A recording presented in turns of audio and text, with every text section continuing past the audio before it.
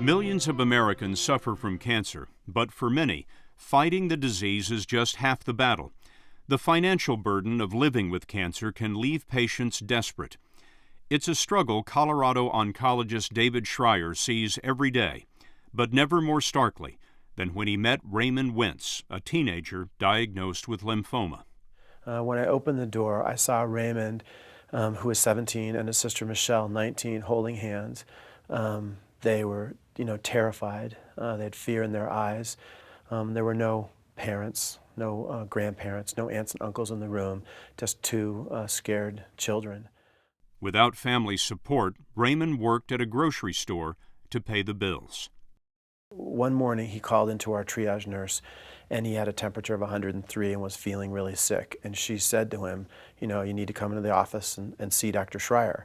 Well, several hours went by, many phone calls to find out where Raymond was, and then sometime after 4 o'clock he walked into the office, pale, sweaty, really looking bad. And our nurse said to him, we told you to come right away, where have you been?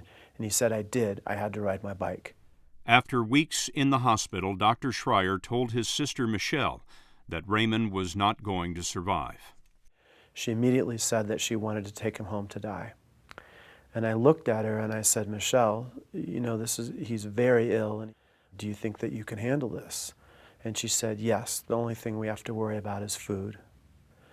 Those words were said with such sincerity that they've haunted me ever since. Raymond and Michelle went home that night, and that's when Raymond passed away.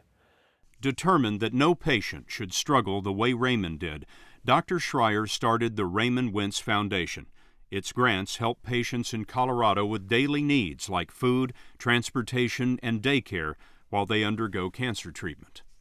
I remember my wife coming in from the mailbox and telling us, look, we got a check from this foundation. We can go pay our utilities because we've been begging them to keep them on. That was a blessed day in my life, that when she presented the check to me, that helped us out on the mortgage.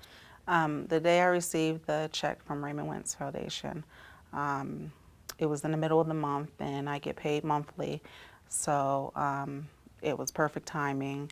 I went shopping and got some groceries for the kids and paid a couple more bills, and it just came at a perfect time. There's a very thin margin between what that person needs to get to succeed, to be able to cure themselves, to be able to provide for their family, and between giving up. And when you see those individual instances, that's what's really, I think that's what compels people to action. Love, faith, hope, much needed.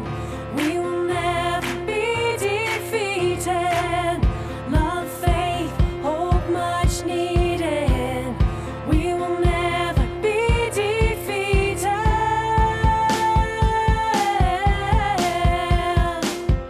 We will never be defeated.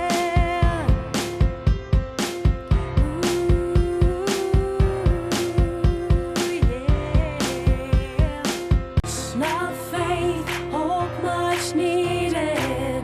We will never be defeated. Love, faith, hope, much needed. We will never be defeated.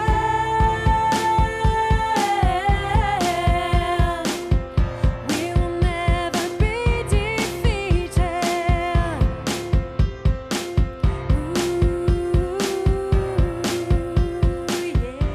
What's amazing is that most people, that when they give to an organization like Raymond Wentz Foundation, they will 6 months later feel better for it, right?